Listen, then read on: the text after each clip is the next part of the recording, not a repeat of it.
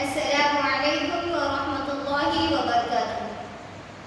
الحمد لله رب العالمين، الصلاة والسلام على رسوله الكريم، أما بعد. فقال الله تعالى في القرآن المجيد والفرقان الحميد: فأعوذ بالله من الشيطان الرجيم، بسم الله الرحمن الرحيم. قل هو الله أحد الله الصمد لم يلد ولم يولد ولم يكن له كفوا أحد.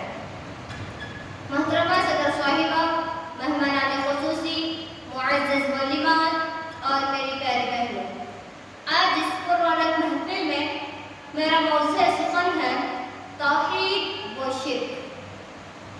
توحید کا معنی یہ ہے کہ اللہ مالک ایک ہے، اس کا کوئی ساتھی نہیں ہے، اور اس یقین کو اپنے دل میں بٹھایا جائے، اس پر ایمان لایا جائے اور اسے زبان سے اقرار کیا جائے، اور یہ یقین رکھا جائے کہ ایک ہونا میرے اللہ کی صفت ہے. اس کا کوئی ساتھی نہیں ہے، کوئی ساتھی نہیں ہے، کوئی پارٹنر نہیں ہے. وہ اکیلا ہے، تنہا ہے، ایکتا ہے. اپنی ذات میں اکیلا ہے، اپنی صفات میں اکیلا ہے، اسی طرح وہ اپنی عبادت میں بھی اکیلا ہے. عقیدہ توحید وہ بنیادی مسئلہ ہے جس کو لے کر تمام انبیاء اپنی اپنی امتوں کی طرف تشریف لے آئے. جیسا کہ اللہ تعالیٰ قرآن مجید میں ارشاد فرماتا ہے: وَلَقَدْ بَعَثْنَا فِي كُلِّ أُمَّةٍ رَسُولًا. ہم نے ہر امت میں رسول بھیجے اور ہر رسول نے اپنی قوم کے سامنے یہی پیغام دیا، اپنی قوم کے سامنے یہی آواز رکھی: ان اعبدوا اللہ. عبادت حق ہے خالص اللہ تعالیٰ کے لیے. اے میرے اسلامی بہنوں، اہل توحید کا ذکر مالک کے کلام سے سنتے ہیں.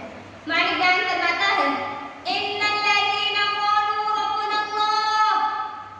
جنہوں نے اعلان کر دیا ربنا اللہ، ہمارا رب اللہ ہے. ہمارا رب کون ہے؟ بولے ہمارا رب اللہ ہے. ہم اللہ کو چھوڑ کر کسی اور کو مانتے ہیں؟ نہیں ہے. اللہ کی قسم، اہل توحید کی زبانیں کٹ سکتی ہے لیکن ان کی زبانوں سے کسی اور کی ربوبیت کا نعرہ نہیں لگوایا جا سکتا. میری پیاری بہنوں، اہل توحید کے بارے میں قرآن کیا کہتا ہے؟ قرآن کہتا ہے: ان الذین قالوا ربنا اللہ. جنہوں نے اعلان کر دیا ہمارا رب اللہ ہے، ثم استقاموا، پھر اس پر ڈٹ گئے. قوم ناراض ہوتی ہے ہو جائے، برادری ناراض ہوتی ہے ہو جائے، قبیلہ ناراض ہوتا ہے ہو جائے، کوئی جلاتا ہے جلا دے، کوئی گولی مارتا ہے مار دے. یہ ڈٹ جانے والے ان کے لیے قرآن اعلان فرما رہا ہے: فلا خوف علیہم ولا هم يحزنون.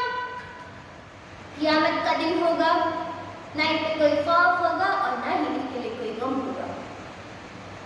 میری پیاری بہن، کوئی فقیر آپ کے گھر کے دروازے پر آ کر بھیک مانگتا ہے تو آپ نے اسے دے دیا. وہ یا حسین یا علی کے نعرے لگا کر بھیک مانگتا ہے تو آپ نے اسے دے دیا.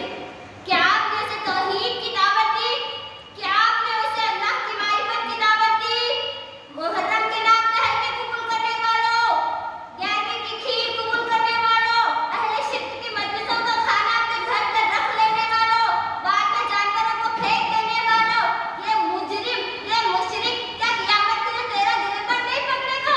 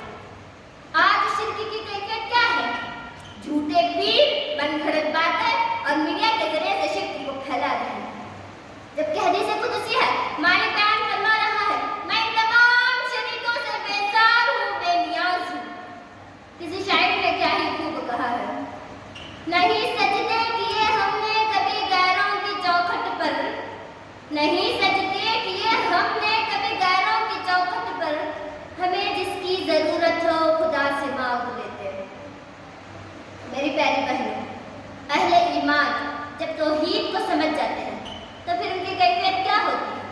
مالک اعلان فرما رہا ہے، اصحاب کہف والوں کے بارے میں مالک اعلان فرما رہا ہے، انہم فتیۃ آمنوا، وہ نوجوان تھے، وہ چند نوجوان تھے جو ایمان لے کر آئے، اپنے رب پر ایمان لے کر آئے، وزدناہم ھدا، پھر ہم نے انہیں مزید ترقی دی ایمان میں، ہدایت میں، وربطنا علی قلوبہم اذ قاموا فقالوا ربنا رب السماوات والارض، ہم نے ان کے دلوں کو جوڑ دیا، مضبوط کر دیا۔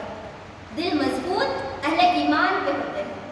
انہوں نے اپنے قوم کے سامنے کیا آواز لگائی؟ ربنا رب السماوات والارض، ہم اس رب کو رب مانتے ہیں جو آسمانوں کا رب ہے، جو زمینوں کا رب ہے۔ نوشبہ کو رب کہنے والوں، ہمیں بتاؤ آسمان کا وہ کون سا حصہ ہے جو اس پیر نے بنایا ہے؟ زمین کا وہ کون سا ٹکڑا ہے جو اس پیر نے بنایا ہے؟ اپنے جسم کا وہ کون سا حصہ ہے جو اس پیر نے بنایا ہے؟ تم اس طرح کے جھوٹے پیر باباؤں کو اپنا رب کہہ رہے ہو اور اصحاب کہف آواز لگا رہے ہیں، ربنا، ہمارا رب وہ ہے رب السماوات والارض، جو آسمانوں کا رب ہے، جو زمینوں کا رب ہے، لن ندعو من دونہ الہا، اگر ہم نے اللہ کو چھوڑ کر کسی اور کا رب کہا تو نہایت ہم نے بہت بری بات کہی۔ اللہ کی قسم آج اہل توحید یہی اعلان کر رہے ہیں، آج اہل توحید یہی اعلان کر رہے ہیں، اہل توحید کی زبانیں کاٹی جا سکتی ہیں، گردنوں کو جسم سے الگ کیا جا سکتا ہے، لیکن اہل توحید کی زبانوں سے کسی اور کی الوہیت اور ربوبیت کا نعرہ نہیں لگوایا جا سکتا۔ یہ کہنے والے جو مرضی کہیں گے، یہ علی کو نہیں مانتے، یہ نبی کو نہیں مانتے۔ ہم کہتے ہیں ہم علی اور نبی کو اللہ نہیں مانتے، اپنا رب نہیں مانتے، ہاں اللہ کا پیارا ضرور مانتے ہیں، اپنے لیے رہبر اور رہنما ضرور مانتے ہیں۔ وہ اعلیٰ ہے، وہ مولا ہے، وہ مالک و رحمان و رحیم ہے، اس کے لیے اعلیٰ مثال۔ میں آپ بہنوں کا ذہن کھولنے کے لیے اس مسئلے کو دل کی وادیوں میں اتارنے کے لیے میں آپ سے سوال کرتی ہوں، کیا کوئی غیرت مند عورت اپنے شوہر کی عزت میں کسی اور کی شراکت کو برداشت کرے گی؟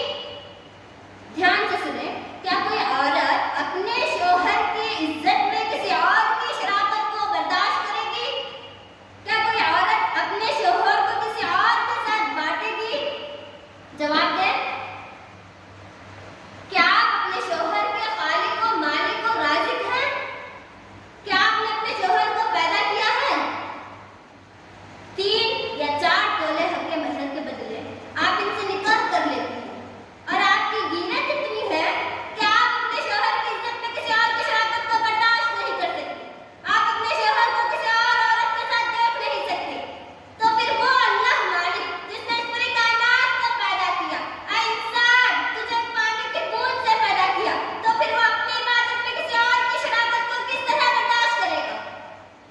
اللہ کے لیے مسئلہ چھوٹا نہیں ہے، یہ مسئلہ معمولی نہیں ہے، اس مسئلے پر غور کیجیے، اپنے عقیدوں کی اصلاح کیجیے، عملوں سے پہلے، حج کرنے سے پہلے رک جائے، نماز پڑھنے سے پہلے رک جائے، روزہ رکھنے سے پہلے رک جائے، یتیم کی حفاظت کرنے سے پہلے رک جائے، طواف کرنے سے پہلے رک جائے، پہلے یہ دیکھیں کہ آپ نے اللہ کو پہچانا ہے یا نہیں، آپ کا عقیدہ توحید کیسا ہے، اللہ کی معرفت کیسی ہے، کہیں توحید کہیں شرک کا جرم کے ساتھ نہیں ہے۔